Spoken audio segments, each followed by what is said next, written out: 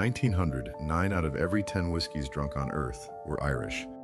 Not Scottish, not American, Irish. Dublin alone had 37 distilleries. Belfast had another 20. Irish whiskey wasn't just popular, it was the world's spirit. By 1980, there were 2 distilleries left in the entire country. 2. The industry hadn't declined.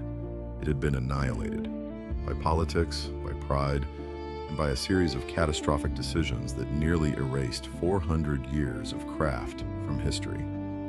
This is the story of how Irish whiskey died and how it came back from the dead.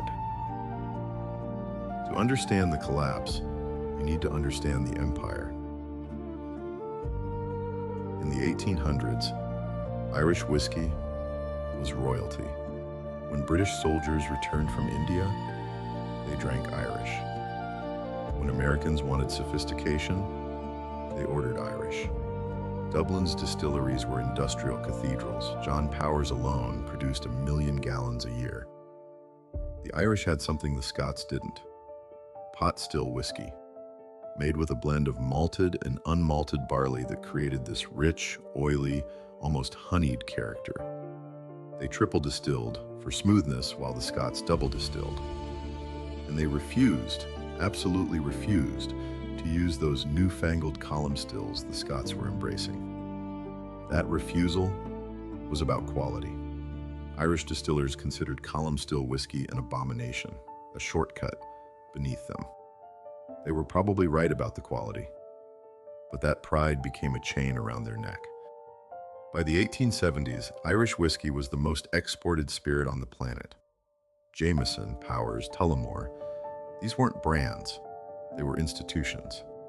And then, everything fell apart. The first blow was self-inflicted. When the Scots started blending cheaper column still grain whiskey with their single malts, Irish distillers could have competed. Instead, they published pamphlets. They took out newspaper advertisements declaring that blended whiskey wasn't really whiskey at all. They lobbied Parliament. And while they were lobbying, Johnny Walker and Dewars were building global empires. Then came 1919 and 1920, and 3 disasters arrived at once. Irish independence meant war, and Britain was their biggest customer. Overnight, Irish whiskey was the enemy's drink. The British Empire shut its doors. American Prohibition closed the other massive market. But here's the twist that really killed them. Scottish distillers sold their whiskey to bootleggers. The Irish refused. Again, pride. Again, principle. And when Prohibition ended, Americans had spent 13 years drinking Scotch. They'd forgotten Irish whiskey existed. The final blow was the trade war. Ireland imposed tariffs on British goods. Britain retaliated. Suddenly, Irish whiskey couldn't enter Britain, Canada, Australia, or anywhere else in the Commonwealth. The empire didn't just close its doors, it locked them. By 1966, the surviving distilleries were so desperate they merged into one company just to survive. The greatest whiskey industry in history had consolidated into a single entity: Irish distillers. By the 1980s, they operated exactly 2 facilities: Midleton in Cork, Old Bushmills in Antrim. 400 years of tradition. 37 distilleries in Dublin alone, reduced to 2. The revival started slowly, quietly, and then it exploded. Today, Ireland has over 40 operational distilleries. 40! From 2 to 40 in 3 decades.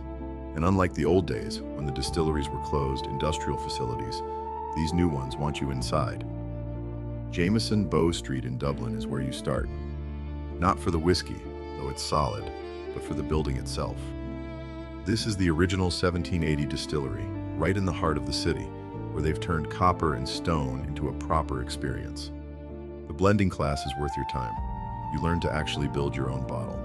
But if you want to see whiskey being made, really made, you drive 45 minutes northwest to Slane. The Conyngham family opened this in 2017 on their estate grounds. The The stills are running, the barley's Irish, and the castle behind you has been there since the 1700s. This isn't heritage theater. It's a working distillery that happens to be gorgeous. Kilbeggan is the oldest. They've been making whiskey on this site since 1757.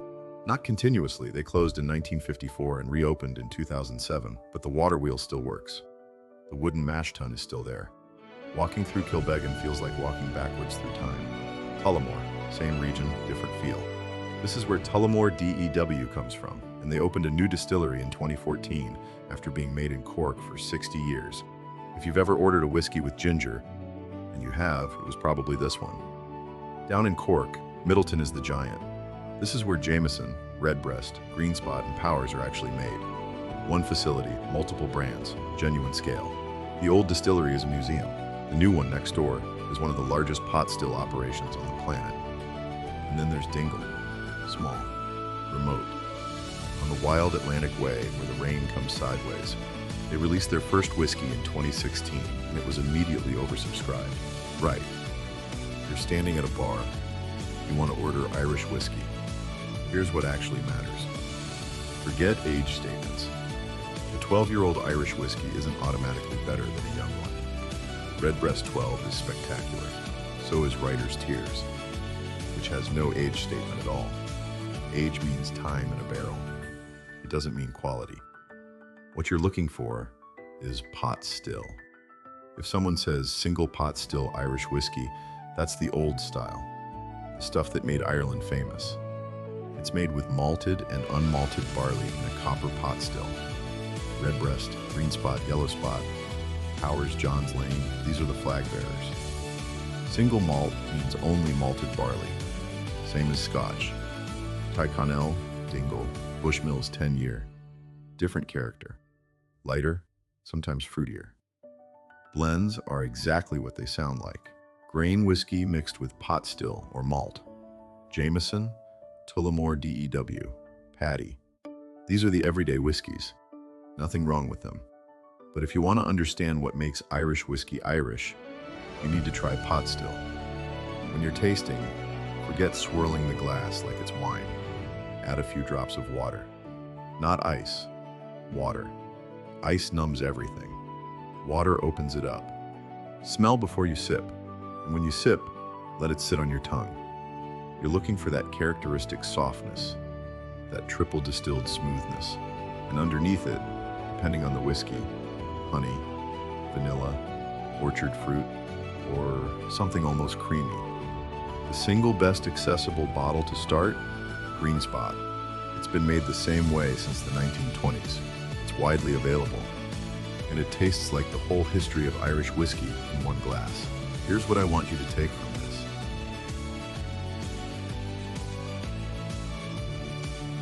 40 years ago, Irish whiskey was a museum piece, a historical footnote, 2 distilleries, a handful of brands, fading memories of what used to be the world's favorite spirit.